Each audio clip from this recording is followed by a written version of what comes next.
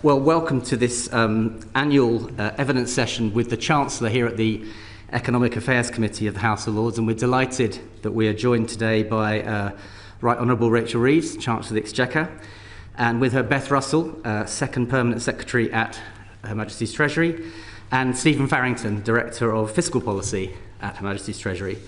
I should say that we are broadcasting this session live on Parliament Live TV, and a full transcript will be taken, which is going to be made available shortly after the meeting so that you can make any corrections.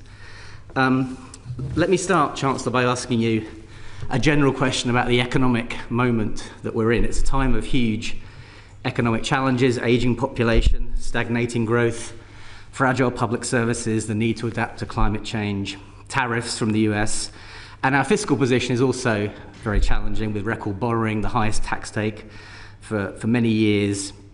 Given these multiple constraints, maybe you could outline what exactly your strategy is for achieving growth, the thing that you've consistently made your main priority. And I guess slightly more pointedly, how can you restore healthy levels of growth without either borrowing more than your fiscal rules allow or boosting current spending more than your tax commitments allow?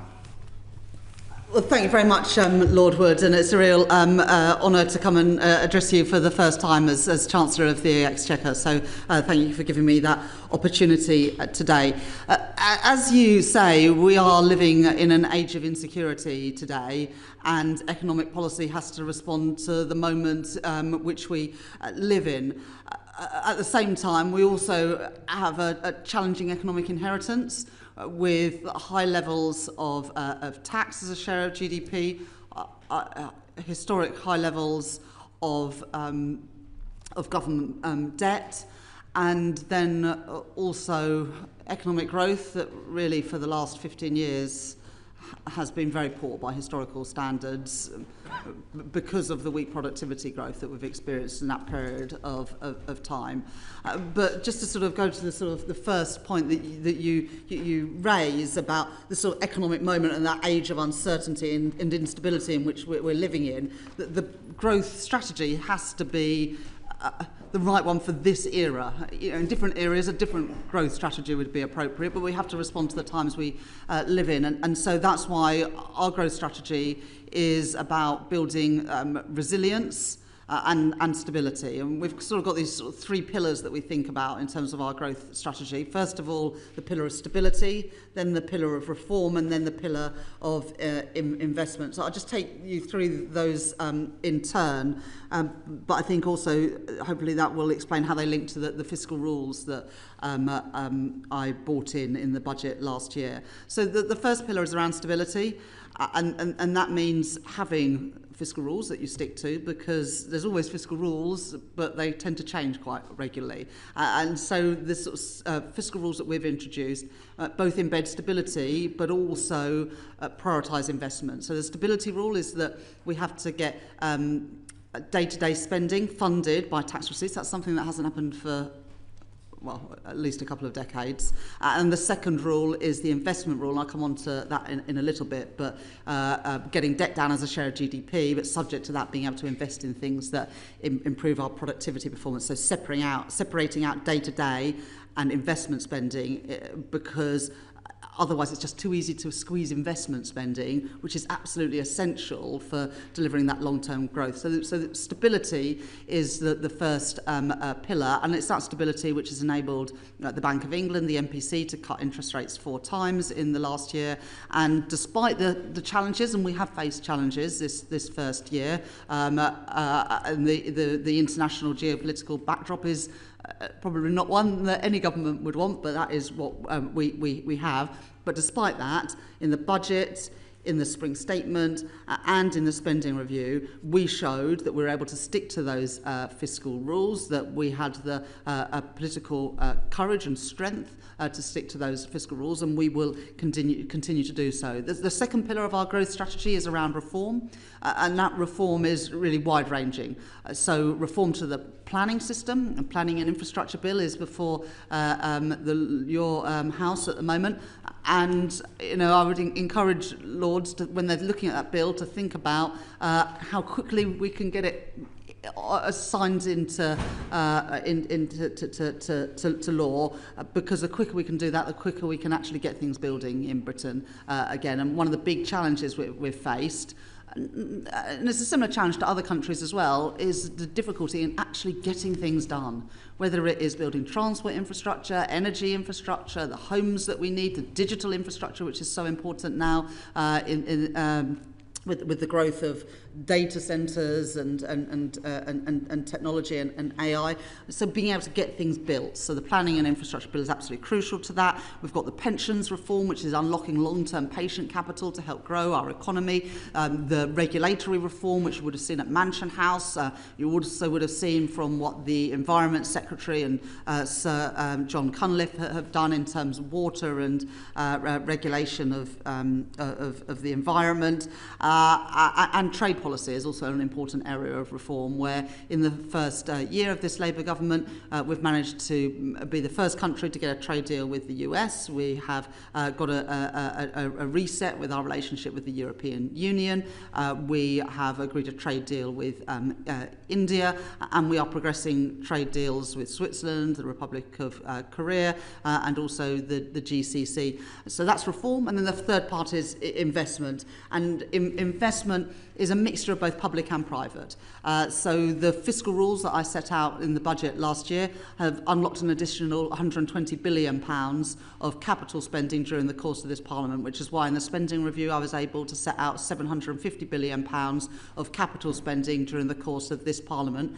And then using financial transactions, particularly through the National Wealth Fund, the British Business Bank, we're also able to unlock further investment in line with those fiscal rules, which now count the assets, the financial assets on the government's balance sheet, not just the liabilities. And that's the right thing to do, and it has enabled us to make decisions like we did today, to come to final investment decision on Sizewell C, which will, when it's built in a decade's time, provide the equivalent of electricity for 6 million homes for 60 years. That is a big achievement, but would not have been possible without those changes in the fiscal rules.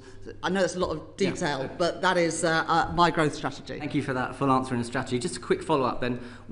Obviously the UK economy is having issues. The growth is still rather sluggish. Unemployment is increasing. Inflation, as we found out this morning, is still a stubborn problem. What's your diagnosis of the ills of the UK economy? What are the problems that continue to plague the UK economy at the moment? The key problem is productivity, and sort of investment is the answer. Investment in human capital, investment in physical capital, and also investment in new technologies.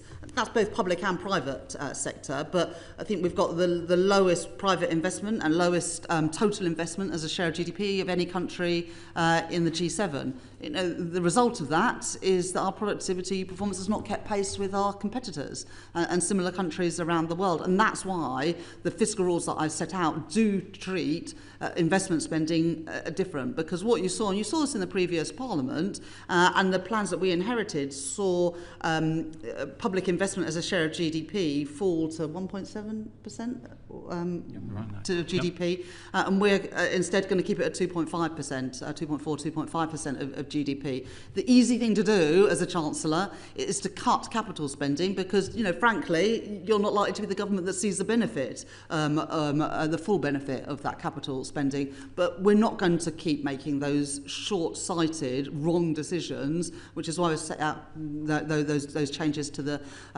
fiscal rules. But productivity, I regard as the key reason why our performance on government borrowing and debt, why our performance on GDP and our performance on inflation have all been not where we would want them to be. And my job as Chancellor is to turn that around. Thank you. A brief follow-up from Lord Blackwell. Thank you. Chancellor, I just wondered, you mentioned the high levels of taxation at the moment, which, as you say, have been rising in recent years. Since the war, no government has, until now, managed to get more than 35% of GDP in taxation. It's now about 37.5%. Do you have a view on what is sustainable in terms of levels of taxation? I mean, the OBR, as you know, forecast that with the ageing population, government expenditure could go up to 60% of GDP. within the lifetime of current young people. Do you have a ceiling or view on what is the right level of taxation in the long run once you get through the current debt problem? So the OBR forecast for this Parliament have in the final year of the forecast period tax as a share of GDP at 38%. That's not a target, but that reflects the fiscal rules that those are the things that are my constraints and are the anchor for fiscal policy, are those two fiscal rules rather than a tax to GDP ratio. What I would argue is the best way to reduce that ratio but still have public services that we need is to increase the denominator, to increase GDP. And that is where all my focus is, because if we can grow the economy, then you can reduce that ratio without cutting investment in public services. But I also say that public services is not just about money. We've got to reform the way our public services work. That's why we did a zero-based review as part of the spending review. First time the government's done a zero-based review since 2007. And in that zero-based review, we managed to find bits of government spending that we just didn't need to do anymore. In the Treasury, we are cutting the cost of government by 20%, and that admin reduction is the same for all areas of government. Of course, in the Treasury, it bites a bit more because almost everything we do is admin costs. So I think the way, if you want to reduce that tax burden, is to increase GDP, and that's what I'm focused on. So your target would be to decrease that ratio rather than allow it to increase? Well, I've got to set out my fiscal rules, and those fiscal rules are not a tax as a share of GDP rule. It's a stability rule to balance day-to-day spending with tax receipts, and investment rule to get debt down as a share of GDP. The 38% is where we end up at the end of this period, but my focus is on growing the economy, which is what I think the investment rule really enables, and the stability rule means that the Bank of England can continue to cut interest rates as they've done 4 times in this last year. Lord Pettigrew, over to you. Chancellor, my question is about the rolling debt target framework, and you may recall that in its national debt inquiry, this committee was very critical of the concept because it can be gamed, and I quote, allows the possibility of debt rising for 4 years with success being claimed it falls in year 5, even if debt at the end of the 5-year period is higher than in the first year. I should say that is also compounded by there's a sense that there's a systemic bias, optimism bias on our growth forecasts. And so the question is, given you have retained the existing rolling target system, does this mean that we should heavily, or the market should heavily discount claims to meet the stability rule based on future tightening? Thank you very much, Lord Pettigrew. We have changed that the 5-year to 3-year.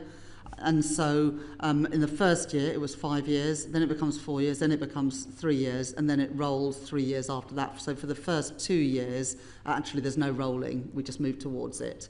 And the 3-year is trying to get us out of this situation where it's always in the next Parliament Lord may be virtuous, but not quite yet.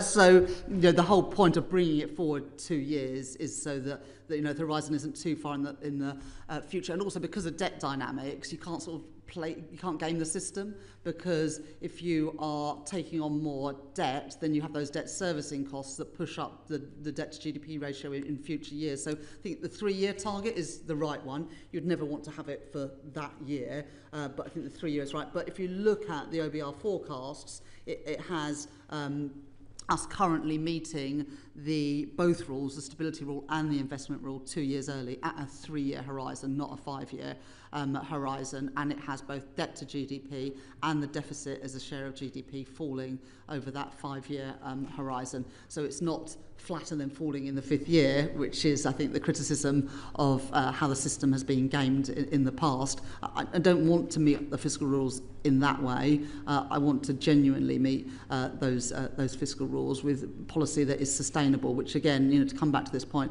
it's why we've taken investment out of the stability rule, because I don't want to be in a position where you cut a major transport infrastructure project or an energy infrastructure project, or you decide you're not going to build 300,000 homes a year, you're going to build 50,000 this year because you can't afford it according to your fiscal rules. So I think we've got the right balance there, but recognising that a 5-year rolling target means, I know you never get to 3 years either, but 3 years is a bit nearer, and the debt dynamics means it's harder to game the system. I think that the point I just add, if I could, is that the 3-year period is also the duration of the spending review period. So that 3-year horizon is covered by spending plans that are detailed and at departmental level.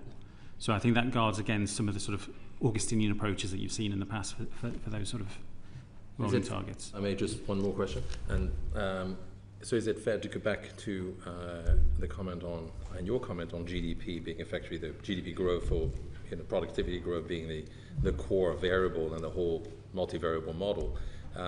We had the OBR come here. We also had the Bank of England come. It seemed to me that there was a debate, the OBR being a little bit more optimistic than the Bank of England. And so the question, I think the big risk in this 3-year, even if it's reduced, is whether these GDP forecasts are hit or not. And therefore that, I think, must be the key variable. Well, I mean, that is a statement of fact, Lord Pendergast, and as you rightly say, the OBR forecasts for productivity and growth are substantially higher than other forecasters.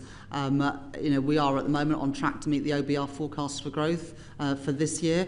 But, growth is not exogenous.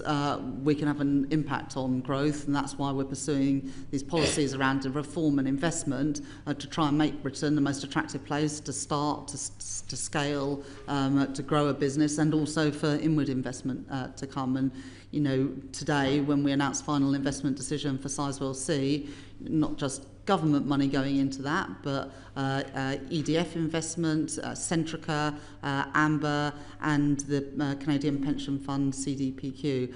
I think that shows that Britain is increasingly an attractive place to invest. And I think in the first year of the government, we secured £120 billion of inward investment, and today's announcement, of course, is on top of that. Thank you very much. Lord Lonsborough. Good afternoon, Chancellor. Can we zero in on what you describe as the key problem of the economy, which is the critical issue of low levels of productivity in the UK? And we continue to lag France, Germany, the US by very wide margins, about 12 to 20% in terms of output per hour. And we have done so for decades. Now, the UK's productivity in this first quarter has actually fallen by 0.2% compared to a year ago, and it's standing now at just 1% higher than it was 5 years ago.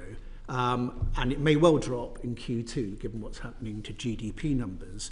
So my question is, how is the government seeking to address this productivity challenge? What specific policies will turn the dial, and when can we expect to see results?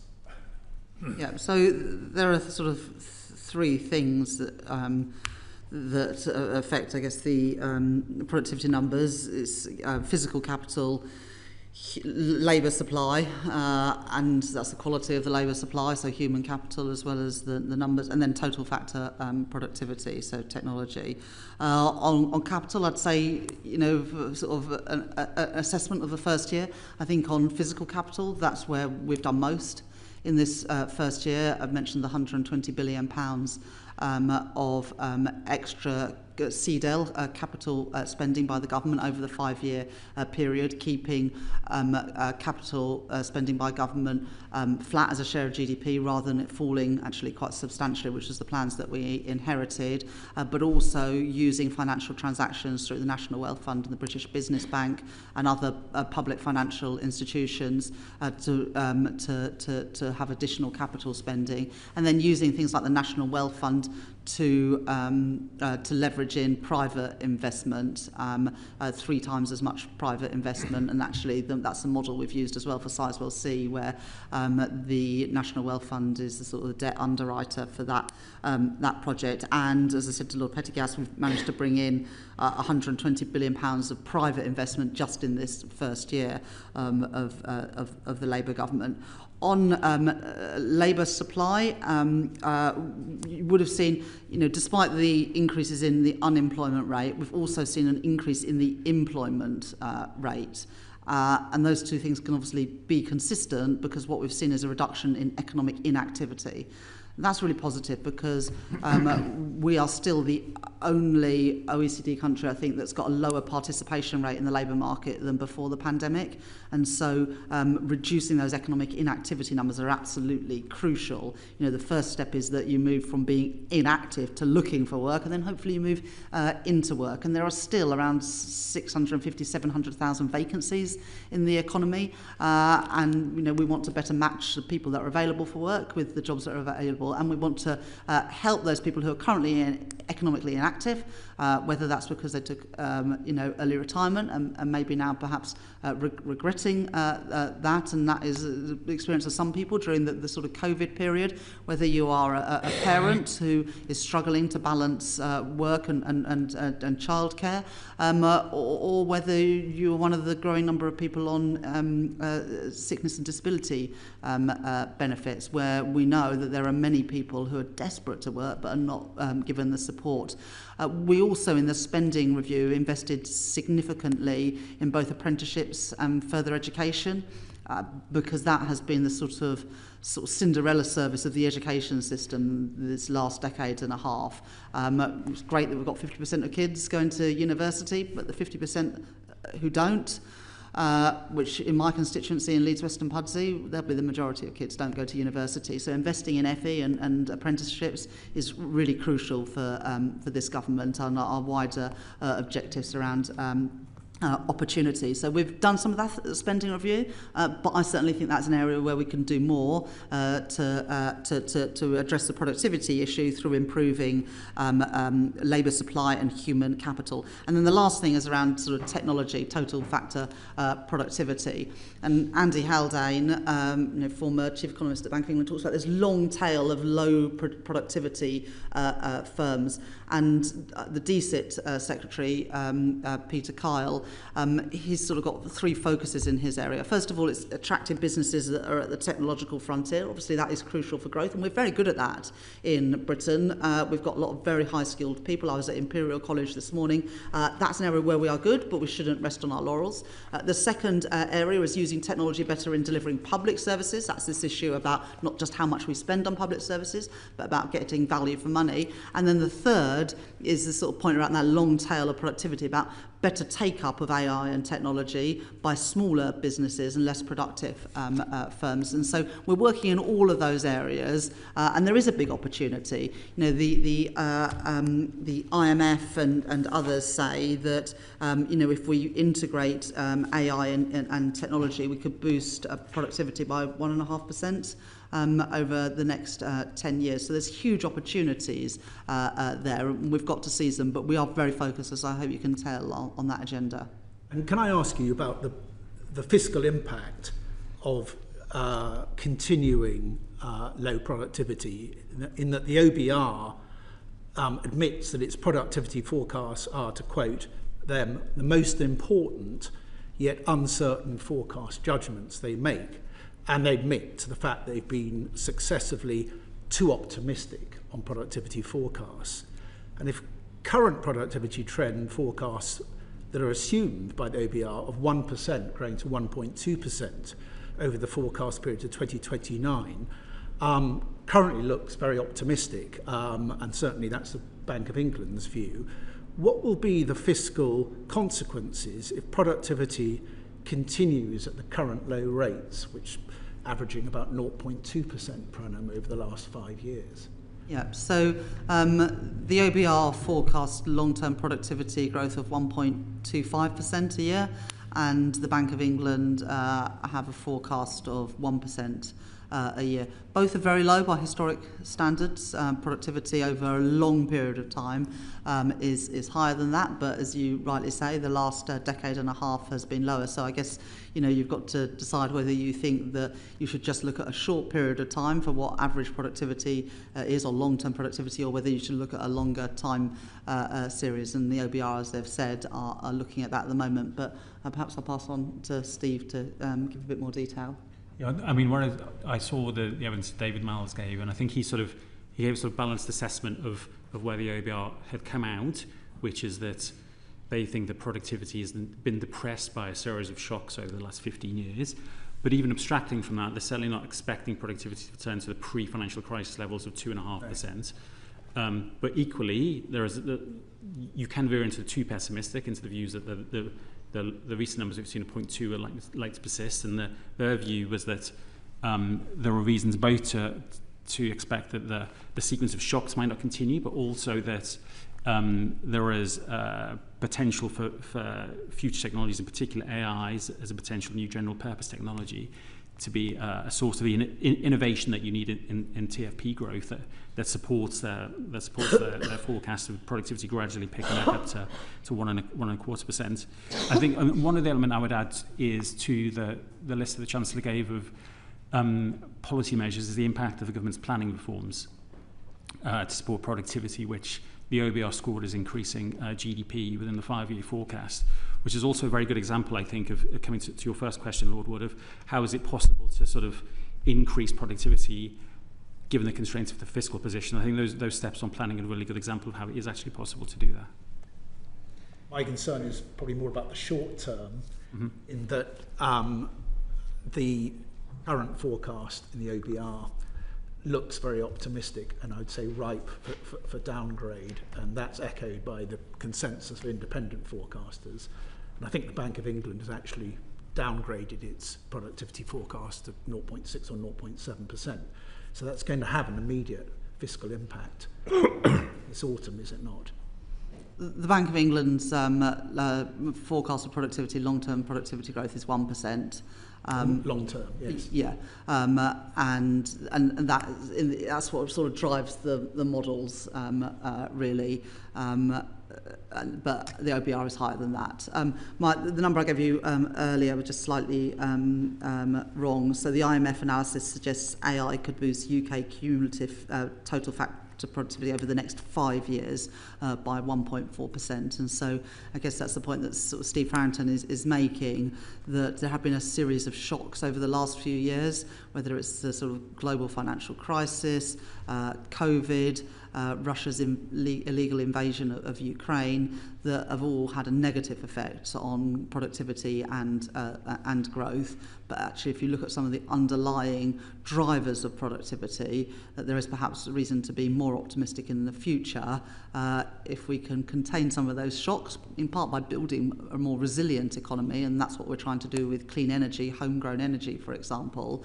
But some of those underlying factors about the increasing use of technology might give us a bit more cause for optimism.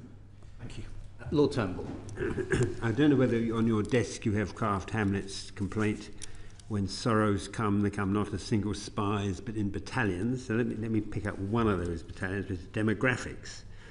Much has been written about the impact on public finances of the growth in the number of older people. Less appreciated, I think, is the alarming or certainly severe worsening of the dependency ratio. We used to think of the labour market starting at 16. Not many young people go to work at 16 these days. Sometimes it takes them until their mid-20s. The birth rate is very low. And so the circle has been squared by the acceptance of the promotion, the acceptance of very high levels of net migration. And there are also concerns whether the people who are now coming have the same characteristics as those who used to 15 years ago, whether they want to stay more, bring more dependence. So how do you square this migration issue with protecting the public finances, the needs of the labour market, big shortages in health care and food processing, and the social pressures that the migration is causing? Thank you very much for your question, Lord Turnbull. I mean, countries around the world, certainly developed countries around the world, face a number of demographic challenges.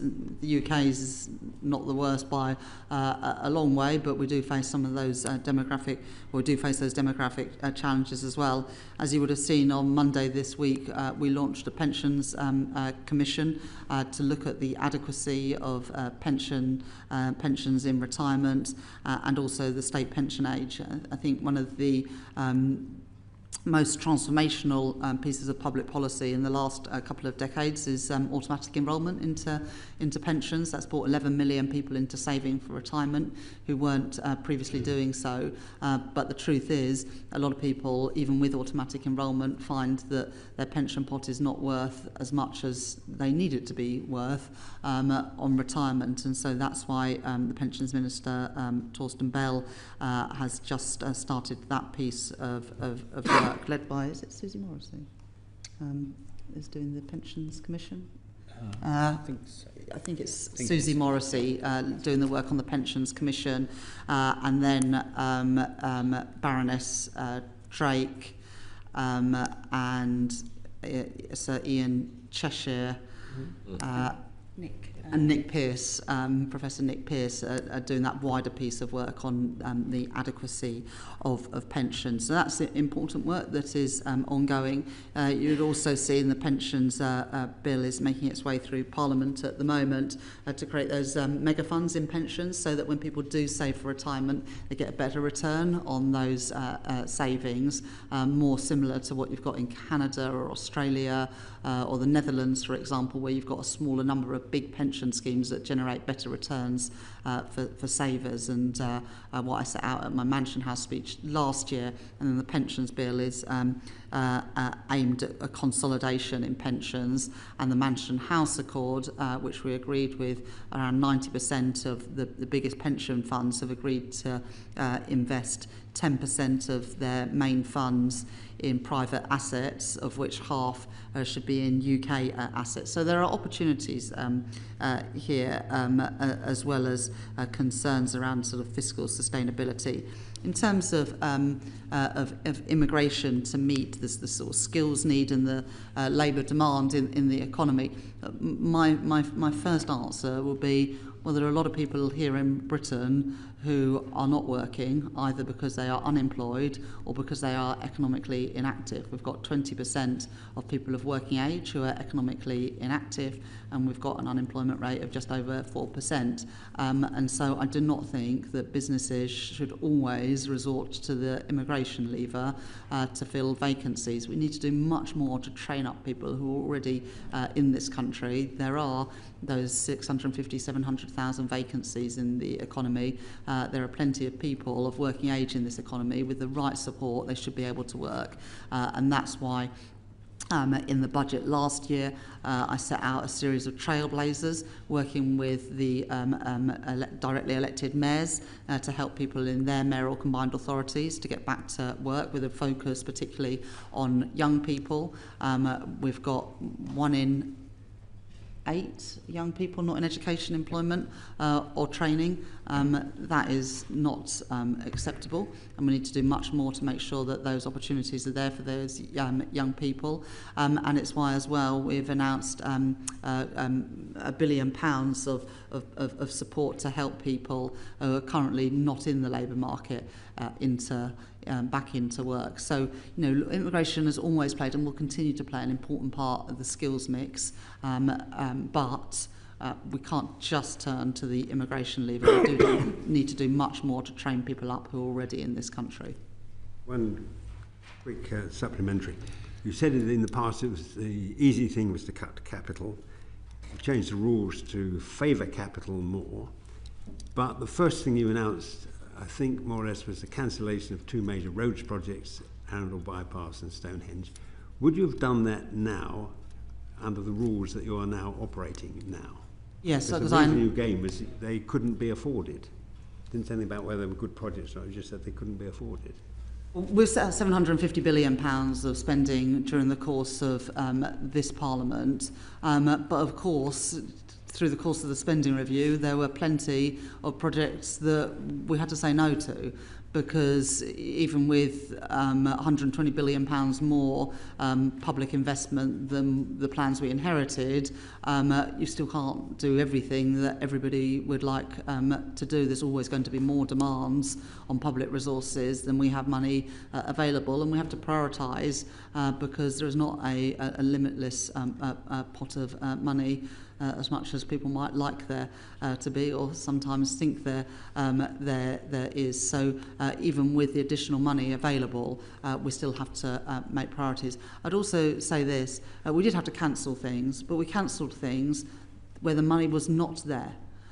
There were lots and lots of projects that the previous government had announced, had committed to delivering, without allocating a single penny to pay for them. And that is how you end up in politics, with the levels of distrust of politicians and of the democratic system.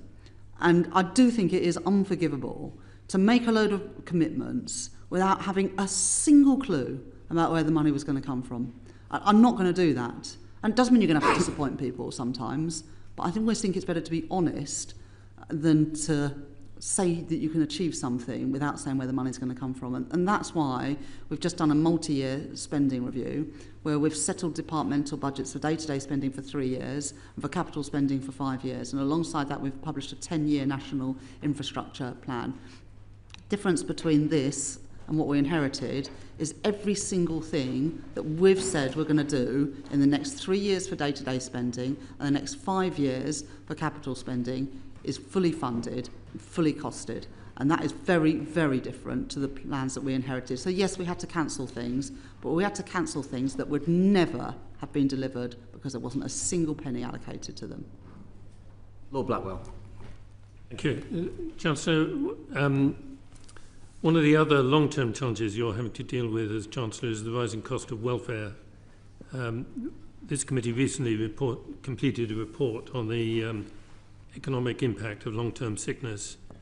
And as you'll be very well aware, spending on incapacity and disability benefits has risen more than 40% over the last decade. There are currently 3.7 million people who receive the health component of universal credit, 95% of whom aren't working, and 80% of whom have been out of work for more than 2 years, tragically, many of them young. But what we've discovered from the evidence is that this doesn't seem to reflect any rise in sickness levels in the population as a whole. In fact, the survey of health of the nation has been pretty stable over that period. So the conclusion that we and many others have come to is that it has more to do with the structure of the benefits system and the incentives within it. Indeed, Alison McGovern, the employment minister, told us the current system doesn't work. It was supposed to be designed to incentivize work, and it's turned out not to do that. And it's obvious that it's not financially sustainable. So my question is, do you agree with that assessment? And I know you're waiting for the Timms report, but do you accept that if we're going to deal with the ballooning cost of credit and indeed help the people who are in this situation, they'll need much more fundamental reforms for both economic and social reasons? Well, thank you very much for that very topical question. As you say, Stephen Timms is doing the review now of sickness and disability benefits of personal independence payments, but we're not just going to wait for that review. Before COVID, 7 in 10 assessments for personal independence payments were done face-to-face. It's now 1 in 10.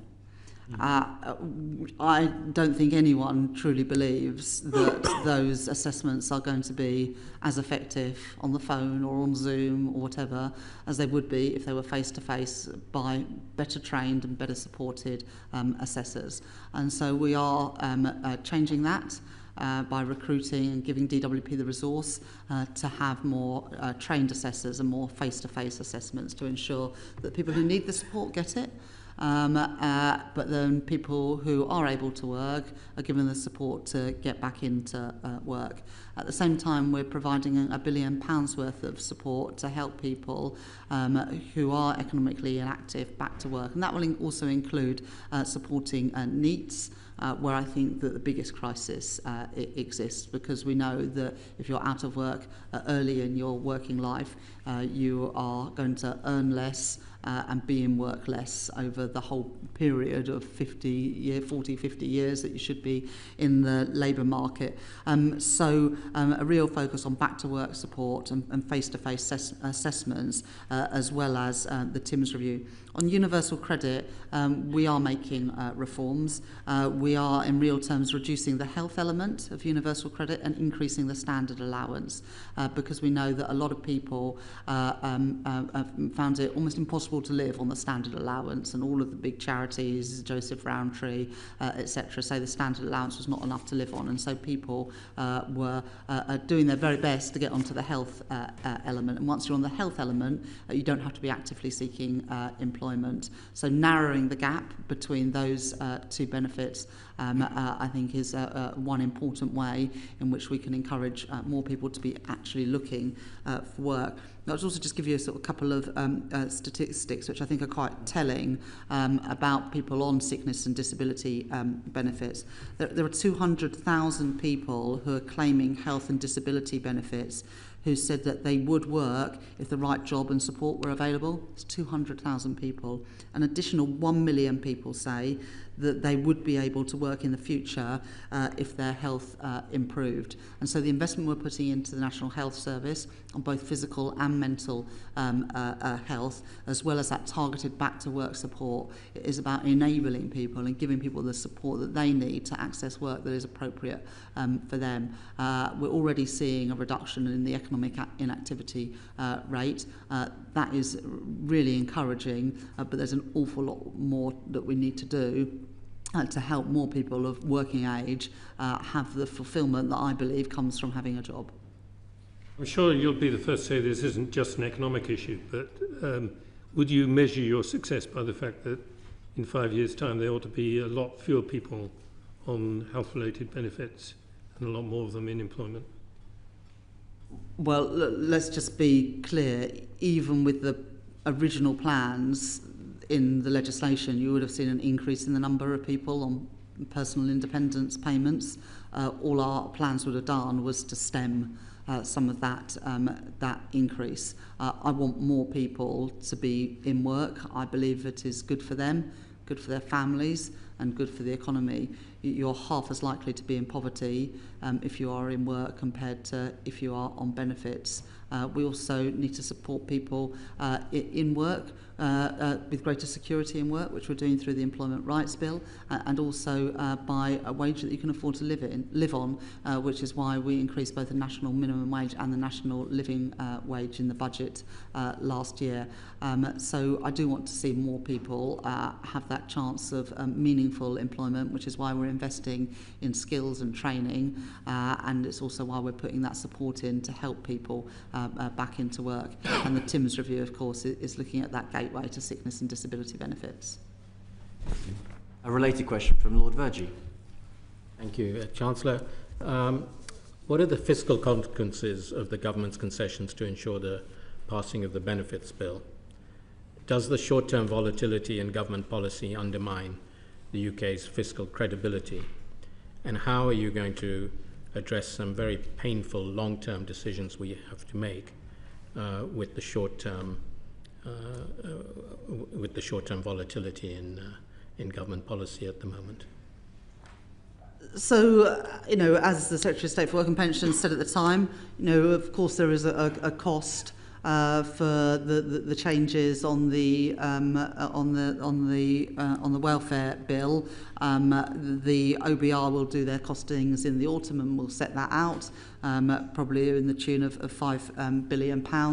But we've restated our commitment to the fiscal rules. Those are non-negotiable because it is the fiscal rules that provides that stability that underpins a successful, thriving, prosperous economy and gives government bondholders the confidence to carry on buying those government bonds. And we are still very reliant on the goodwill of strangers in buying our government bonds. £1 in £10 of government spending is spent servicing government debt. I'm a Labour politician. I don't think there's anything progressive about spending £100 billion a year, often to US hedge funds, when I'd rather spend that money on the health service or on our defence or on better schools for our children. And so that is why I am going to stick to those fiscal rules so that we can start to bring down the costs of servicing that debt, so we can free up that money, whether it is to have lower taxes on working people than we otherwise would do, or we can have more money for our public services. So the fiscal rules are not some sort of construct from me or from this government. They reflect the economic realities and the fiscal realities of the world we live in today. And as Andrew Bailey, the Governor of the Bank of England, said to the Treasury Select Committee this morning, the world as it is today, with the uncertainties, the geopolitical uncertainties, the trade uncertainties, but also the increase in the global issuance of government debt. Take the US or Germany, for example. All of those things are pushing up government bond yields, pushing up the cost of borrowing, including for the UK. And I'm determined that we don't just keep spending more and more on servicing the debt, because I believe that when people pay their money in taxes, they want that money to be spent on things that matter to them and their families, and that's what I want to achieve as Chancellor. If Chair will remind me, I just want to go back to a question on productivity. And I know it's hard for a sort of number cruncher to talk about culture, but it seems to me a key factor of increasing productivity is culture. You know, we talk about the American dream and the success of the US. It's hard to talk about the British dream today. How does someone in your position change the culture of work, productivity? Because that, to me, seems to be a key factor in increasing productivity for our country. How do we get the British dream going? Well, look, one of the things that I'm keen to do, and you would have seen it in my Mansion House speech just last week, is that I'm keen to have more people investing rather than putting their money into cash. I would like British savers to be supporting the British economy by giving more access for long-term patient capital for people with great ideas. We're a country of entrepreneurs. I mean, that is the great thing about Britain. A number of people have got fantastic ideas that they want to turn them into their own business, work for themselves, not work for someone else. But to do that, we do need to unlock more long-term patient capital and give those opportunities for ordinary people to save and make a return on those investments. The other thing that I would say is a sort of like quintessential British dream is to own your own home. And that dream has been snatched away from far too many people these last few years because we have not been building enough homes as a country. And that's why we've got this ambition as a government to build 1.5 million homes during the course of this Parliament, so that more people can realise that dream of home ownership, and if not able to buy a home of their own, that they have the security of a home that can't be snatched away from them at the whims of a private sector landlord by investing more in social and affordable housing. So that dream of starting your own business, which requires ordinary people in Britain to invest more of their money into stocks and shares than putting their money into cash, which serves not very much purpose and doesn't give very much return, and that dream of home ownership that I believe that we can fulfil if we meet those targets around house building. But on the issue of productivity, you know, British people work hard. You know, young people, when I go into schools and colleges, are full of ambition. We've got to find a way of capturing that and nurturing that better. You know, that's why I've always just been passionate around better supporting the 50% of young people who don't go to university. You know, at my school, where I went quite a lot of years ago now, but I was in a very small minority that went to university.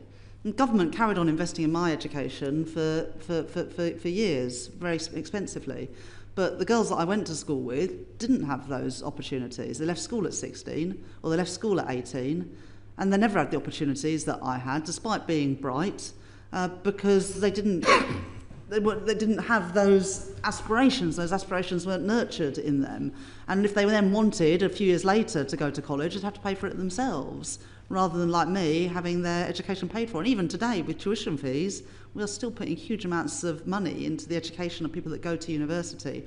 I do want to retilt the system to help more young people get an apprenticeship, get a place on an FE course. We say 1 in 8 young people are not in education, employment and training. In my city of Leeds, there are more people who want to go to further education college than there are places available.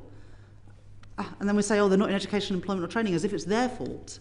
Well, they want to go to college, but there's not the places available. So we've got a responsibility as well as lawmakers and as a government to make sure that young people don't have their dreams snuffed out at age 16 or 18 because, there's no room at the college because governments didn't make those investments in further education. That's something I'm really passionate about doing. But the productivity challenge in the UK is not because American people or French people or German people are harder working than British people. I do not accept that at all. We've got to do more to nurture the talent of people in this country. A brief follow-up from Lord Agnew on this. Yes, good afternoon, Chancellor. Just back to your Mansion House speech, and you put a lot of personal commitment behind driving forward tokenisation, stablecoin and so on. Mm-hmm. And you said that you wanted our financial services sector to be at the forefront of this innovation. I just wondered how you're going to do this when we have a very, very cautious regulator in the FCA and a governor of the Bank of England who has come out, again, very cautiously. How will you prevail? So I spoke at UK FinTech Week, I think it was the beginning of April, and that was the same time that we published the draft cryptocurrency legislation, including on stable coins. We've also worked really hard, this government's worked really hard this last year with the regulators. You would have seen in my Mansion House speech last November, I updated the remit letters to the PRA, the Bank of England, the FCA, where I instructed them to regulate not just for risk but also for growth. And at the beginning of the year, the Prime Minister and myself wrote to all the regulators.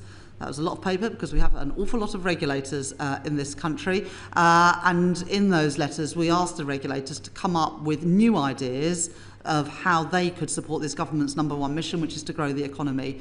And the letters that I got back, actually especially from the FCA, were very encouraging, with new ideas, some of which we adopted, and I set out in the Mansion House speech last week about how we would get around 40,000 additional people on the housing ladder every year by the reforms to the mortgage lending. That was a suggestion that came from the FCA of how we could better support growth in the economy rather than just regulating for risk, accepting that sometimes you have to take a little bit more risk to earn that greater return, and in our case, the return for the whole economy by helping more people get onto the housing ladder.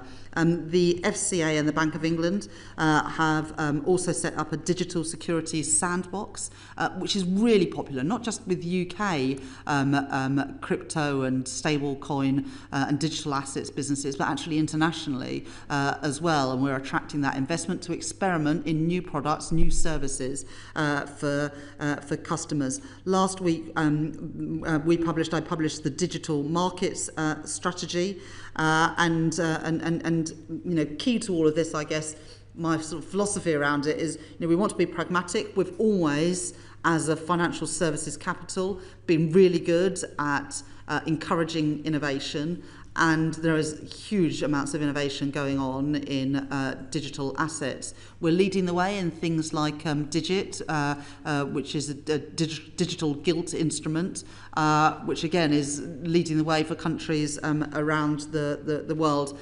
And we've just set up with the US a UK-US financial regulations working group, which is all part of the sort of trade agreement to build on the defence partnership we have with the US, with a technology partnership, including in areas of fintech, where Britain really is a global leader, and working with the US to ensure that we've got a similar framework for these new assets and new opportunities. Lord Lamont. Good afternoon, Chancellor. I quite understand that you will be reluctant to comment on potential budget measures, but I still find it a bit strange that the government hasn't ruled out a wealth tax, which some people in your party have been proposing and about which there is a lot of discussion. And although I understand your reluctance to rule things out, you did, before you took office, rule out certain increases in taxation. You were quite explicit about that.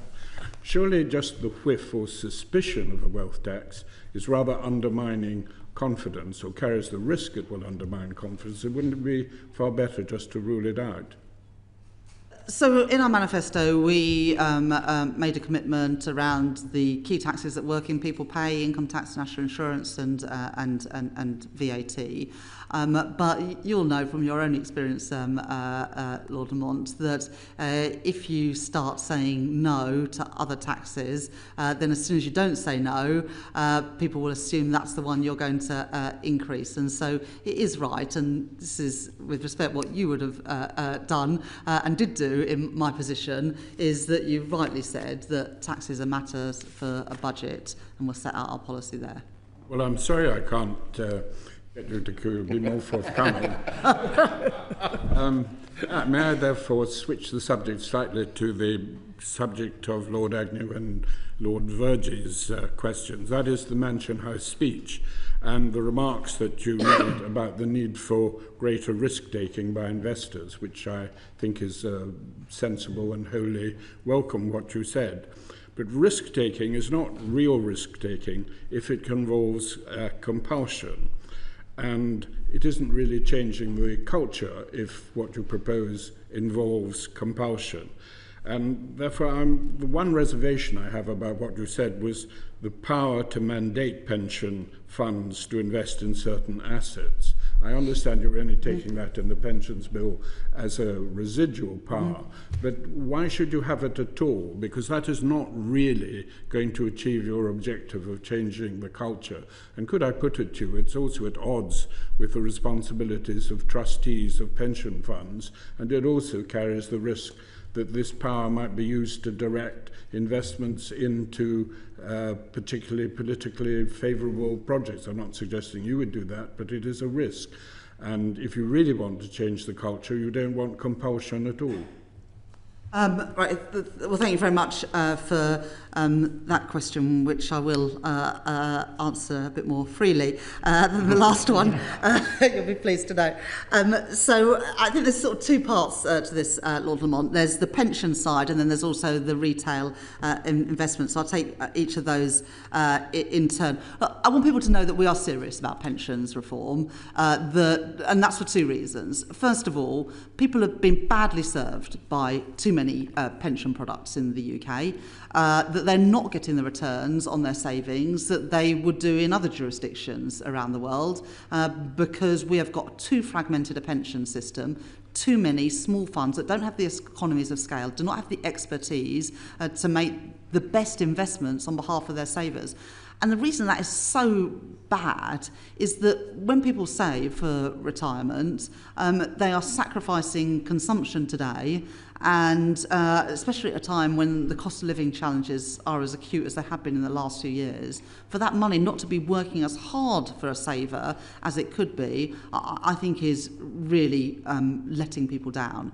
And so that's why we are, through the pensions bill, requiring the consolidation.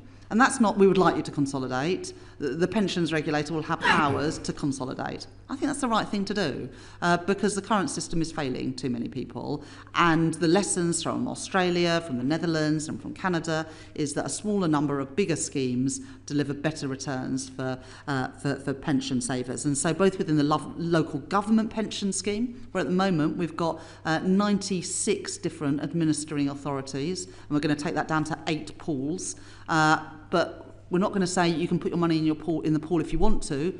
The money will go into 8 pools. We're not having 96 different authorities managing different schemes. We're going to consolidate local government pensions because we want them to work better for savers and work better for taxpayers as well. And we're going to consolidate the DC landscape as well. We built on what the previous government did, what Jeremy Hunt did when he was Chancellor of the Exchequer with the Mansion House Agreement, with a new Mansion House Accord. And this is in the spirit of what he did, but it takes it to the next step.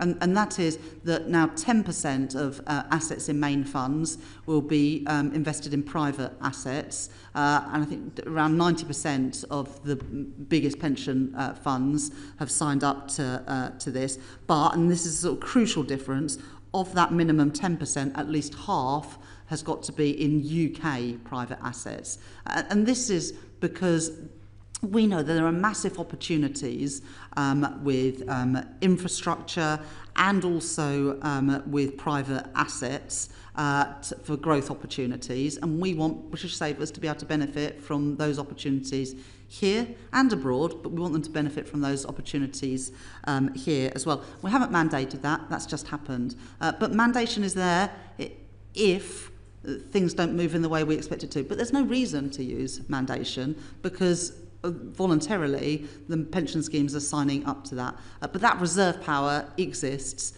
if we ever need to use it. The final thing that the pensions bill does is make it easier to achieve surplus extraction for some of the DB pension schemes that over the last decade or so have built up large surpluses in those pension funds to be able to extract those both for investment but also to return that money to pension scheme members. So that's what we're doing on the pensions side, and the aim is to better support savers and better to support the real economy. On retail investing, we are changing, and we will do ahead of the new ISA year starting in April next year, changing the rules around advice and guidance. Because post-financial crisis, it is almost impossible for somebody on a modest or a middle income to get advice on how to invest their money. And so we're going to make changes there. And this work is being led by Chris Cummings at the Investment Association to make it easier for providers of financial services to give a nudge to customers to say, well, you know, you've got £20,000 in cash, earning 4% a year, 3.5% a year, but actually, if you look at what's happening in stock markets, they go up by usually nominal GDP, higher than inflation, higher than the base rate. If you put money in there, if you're in your 20s or 30s, by the time you retire, by the time you're ready to buy a house, it's likely to have made a better return than just leaving your money in cash. And at the moment, you're not allowed to do that as a financial services provider. You're not even allowed to nudge somebody towards a product that might be more suitable for them.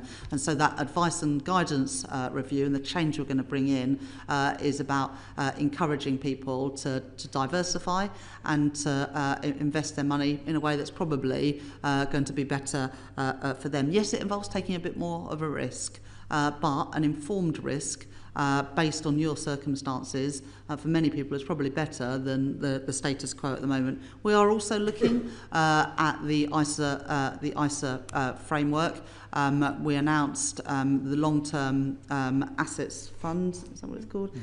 Will be merged into the main ISA so that people can take advantage of those innovative products. But we didn't announce any wider changes, as you know, to ISAs. The big change we've made on retail investing is around the guidance that customers can get to, I hope, encourage that culture of investment and allowing ordinary British savers to benefit from fast-growing British businesses and new opportunities.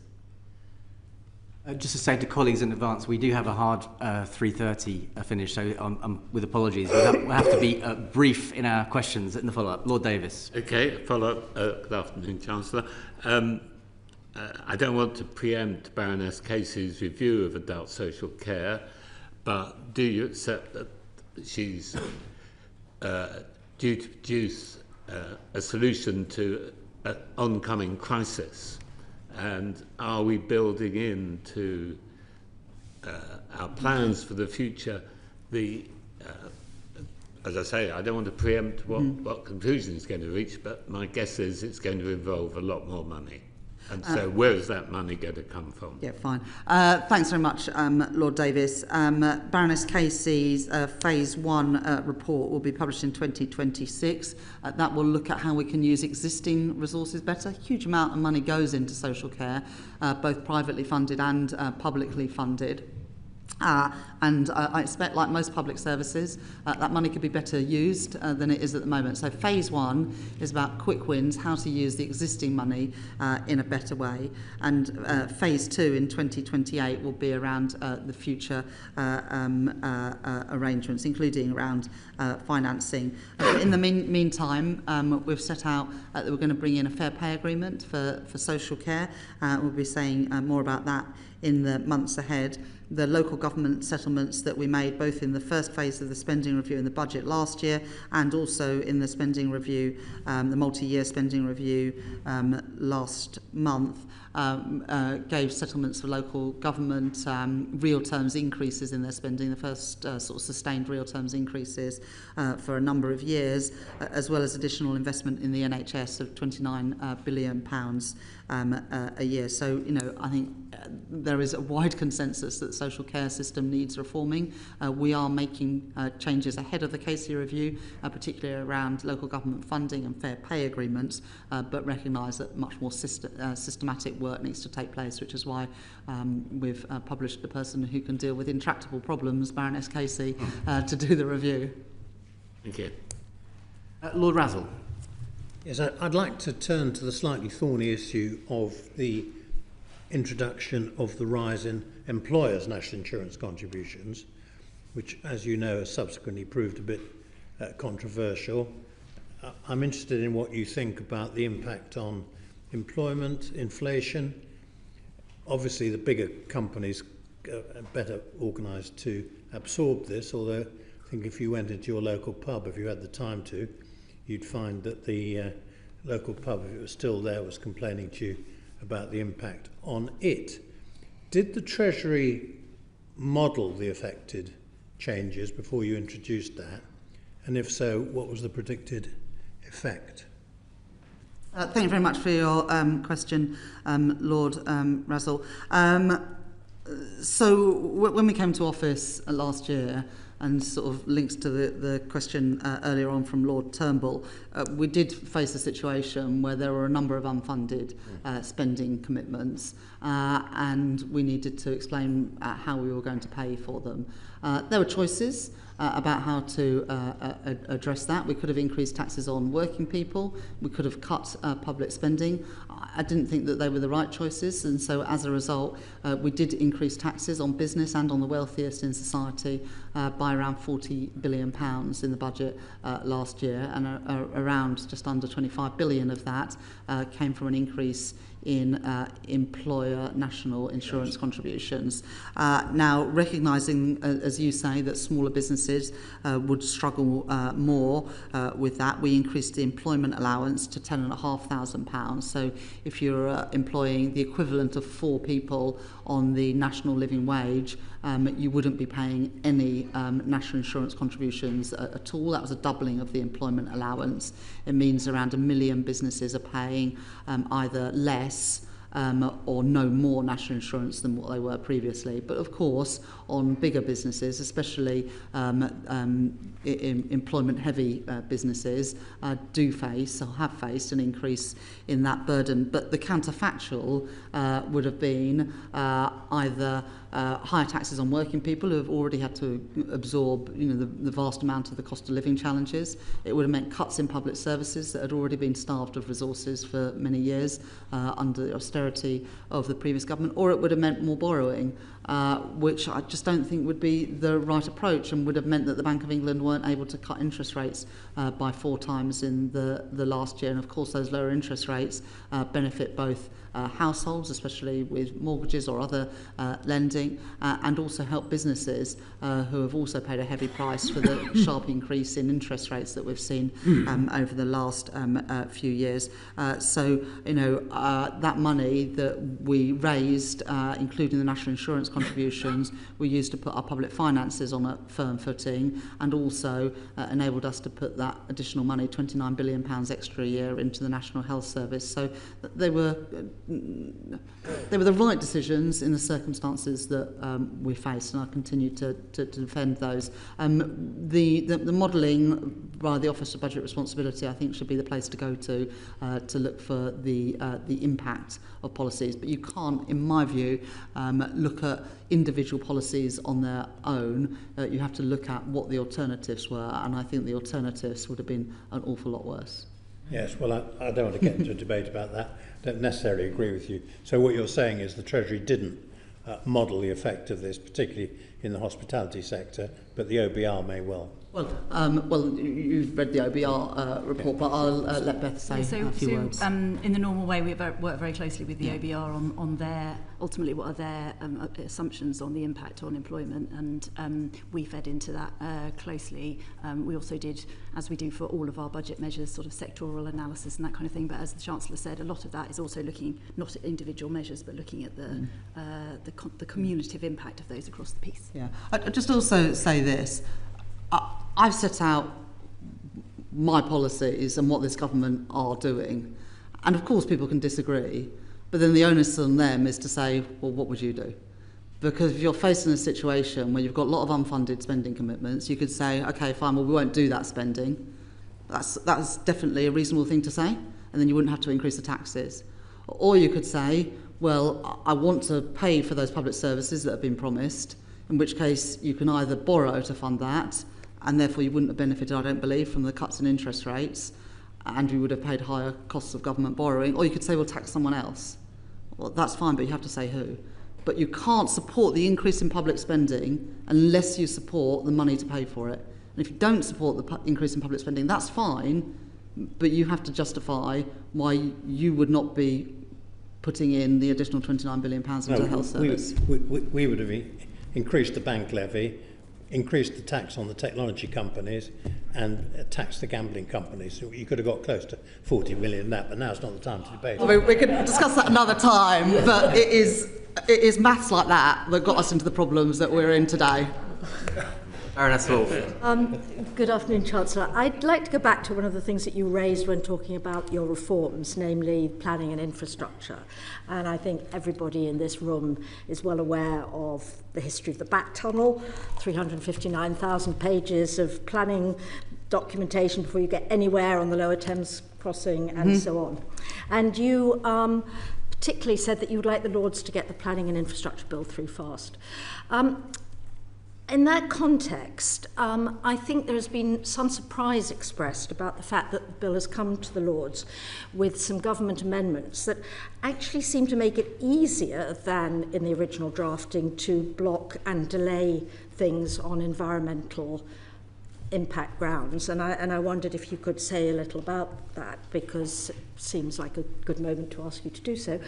But also much more generally, how will you know whether the planning reforms are really adequate, whether they're really cutting through? So a specific question about the environmental impact and whether or not the effect on nature is permanent. And secondly, this is an ambitious bill, but is it ambitious enough? How will you judge whether it actually needs to be followed by further planning interventions? Well, thanks very much for engaging in this issue, because I think you know, this alongside the trade deals we've done are probably the most important things that we've done to date on unlocking the growth. That I think there's a wide consensus that we need to improve our productivity and growth performance. And yes, I think I did a Today programme interview where I sort of laid into bats and newts and lizards and whatever, I don't know about lizards, great crested newts. I think the Today programme got quite a lot of feedback, but we can't always say no to infrastructure investment. You know, we announced Sizewell C today, you know, and I see that there are quotes from, you know, the Stop Sizewell group. I understand why they have concerns, but if we say no to every new runway and airport, every new housing development, every new onshore or offshore wind farm, every new power station, every data centre, every film studio, we're not going to boost our productivity, we're going to see it decline further. And I am not willing to be the Chancellor that lets Britain go on this path of steady decline, because it would be a path of our own choosing. And so I've chosen investment rather than that path of decline. It does mean having some fights, and it does mean taking on some people who don't want change. And I'm willing to have that argument, because home ownership has gone backwards, our energy bills have gone through the roof, and we don't have the security either of energy supply. So that's why the Planning and Infrastructure Bill, combined with the regulatory reforms, is absolutely essential. Now, you made the point about the government amendments. We've taken two separate sets of legal advice as a government ahead of putting those down. We do not think that it waters down or weakens the bill, but it gives some of the assurances to, frankly, encourage people at your end of this building to get on and do what we need to be done, which is to pass this bill. And if it means that we can shave off a couple of months of this bill, and that would be my urging to all of you, because the quicker we can get this bill on the statute book and into law, the quicker we can actually get on. And one of the things, I know you haven't asked me this question, but if you'd like to ask me what has frustrated me more than anything else in this first year of government, it is how long it takes to get things done. And, you know, of course, we've got to have the proper scrutiny and all the rest of it. That is essential for good lawmaking. But, you know, it's going to be a year and a quarter, a year and a half before we get this flagship legislation, which we've got a mandate to do because it's in our manifesto, to get it through. And I just would urge people in this place to be sympathetic towards this legislation. I know that amendments can often be useful, but every day, week, month that passes is another day, week, month that keeps the costs of infrastructure investment too high and much higher than they are in comparable countries around the world. You know, the reason that HS2 is not coming to my city of Leeds anytime soon is because I'm afraid, as a country, we've cared more about the bats than we have about the commuter times for people in Leeds and West Yorkshire.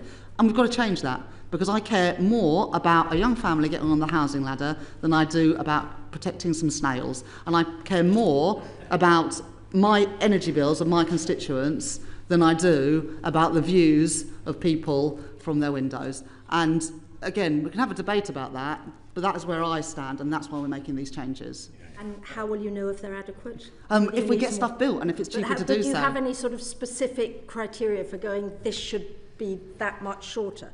Because with all due respect, if you don't, it's very easy to look, so this is an MHCLG policy, but absolutely, this is about reducing the time it takes. And you'd already seen, we've got this target, I think, 150 major infrastructure projects in this Parliament. I think we're halfway to achieving that, or something like that. So we've got that target about the number of major infrastructure projects we've signed off. Every week I get a tracker document, Baroness Wolf, that's about this thick, of growth projects that we want to get on with, and every week it is updated of what change is made. And one that I'm looking forward to getting before the summer recess is the plan from Heathrow Airport for a third runway. You know, we need these investments. There's always going to be people that object to that. I don't say that they are wrong from their personal perspective, But as a country, we've got to get on and build this stuff. Otherwise, we're going to find that our children and grandchildren have poorer living standards than we do, and that would be unforgivable. Could I just add one thing, which is also about the creation of the National Infrastructure and Service Transformation Authority, which is now situated within the Treasury, and part of their role is going to be working with departments and others throughout the supply chain, through the delivery chain, to identify where the blockers are and then help us unblock them. Thank you very much. Baroness Liddell. Thank you, Chancellor. Can we afford the triple lock on pensions? You know, the OBR have said that it will cost £15.5 billion annually by 2029-30. Now, that's an awful lot of money. And are there any scenarios in which you would envisage modifying the triple lock formula? Thank you very much, Baroness Liddell. In the manifestos, as you know, we made the commitment to maintain the triple lock, and that it remains our policy, and that's the commitment we gave in our manifesto.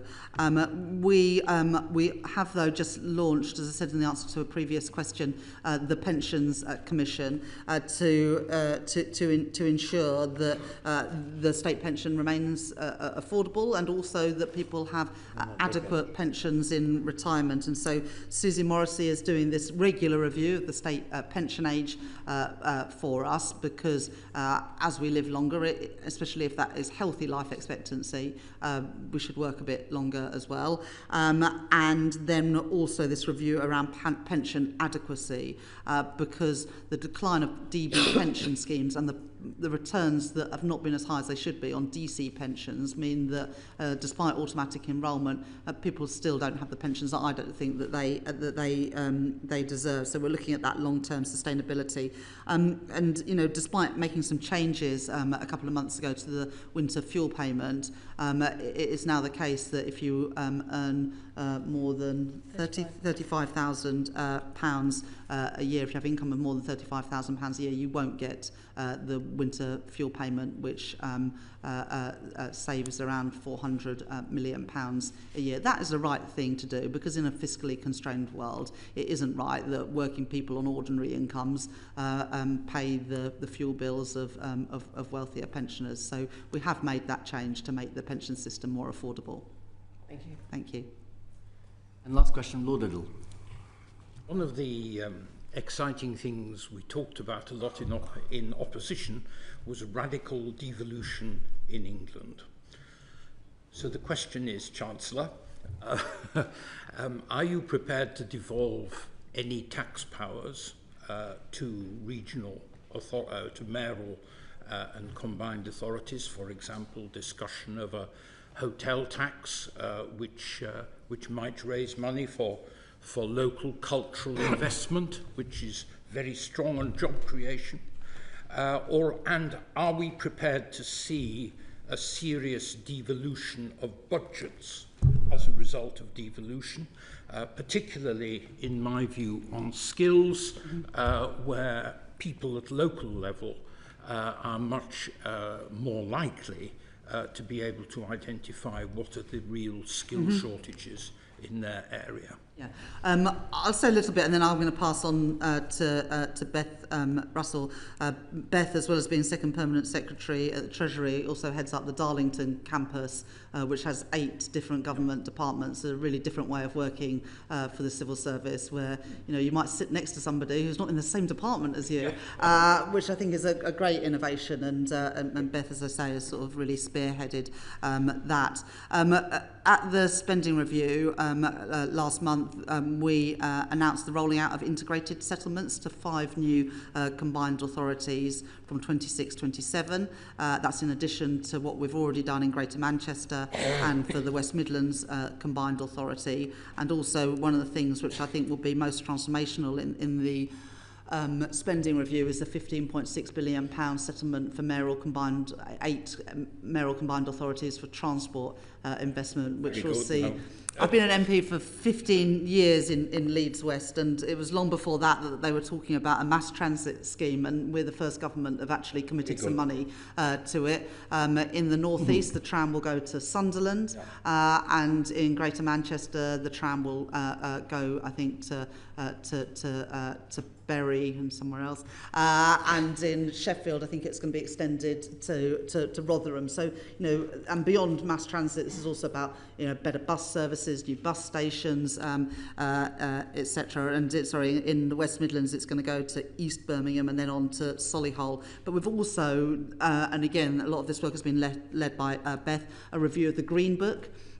Which for a long time mayors, MPs from across the country and across party have complained that the Green Book makes it harder to get investment signed off for places outside of London and the South East, and so we've made a significant reforms to that Green Book to make it easier to get that investment to the places that can benefit most from it. But Beth, do you want to say a bit more? Just a couple of things. So, I mean, you talked about tax powers on existing tax powers. The devolution white paper is extending the existing tax powers that mayors have to all mayors. And as the Chancellor said, I think one of the things that we are doing very differently in government is working very differently with regional government, particularly actually in the Treasury, but across departments, and local growth plans are playing a really important part in that. So one of the complaints from regional government has been that they're having to have individual conversations bilaterally with individual departments. These growth plans enable us to come together in a single place with them to talk about their priorities and how we can work together to achieve them. So I think that's something that's quite different as well. No on the other 2 points I made. One last follow-up from Lord Burns. As a former Perm Sec of the Treasury, I'll be remiss in not allowing him a final question. And I was very sorry, Chancellor, that I was late arriving. Quite rightly, you put a lot of emphasis on the issue about sticking to fiscal rules. In the past, Chancellors have found, of course, that they've had to make quite a lot of changes to those rules as time has gone on. And over the past year, there has been a suspicion that the headroom that was left for uncertainties was possibly not quite as much as was necessary given the uncertainties that we feel. And I just wondered whether you had any views about how much headroom needs to be built into those figures to make sure that we can actually stick to these rules and don't get derailed by changes that we can't foresee at this moment, which has often happened to Chancellors in the last 10, 15 years. Yeah. I think if the question is, would you like to have more headroom? Yes, of course we would like to have more headroom. Build more headroom But Lord Burns, there is a cost to more headroom.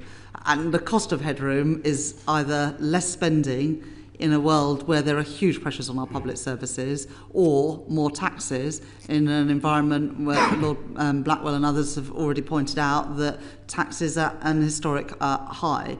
We did increase the headroom. I think it had gone down to £6.5 billion in the budget before last in the previous Parliament. It's now at 10 billion. We kept it at around 10 billion in the spring statement. We've also made a commitment to move to just one major fiscal event a year to give that greater certainty to people around tax levels, and we stuck to that in the spring statement, where we made adjustments without changing tax rates.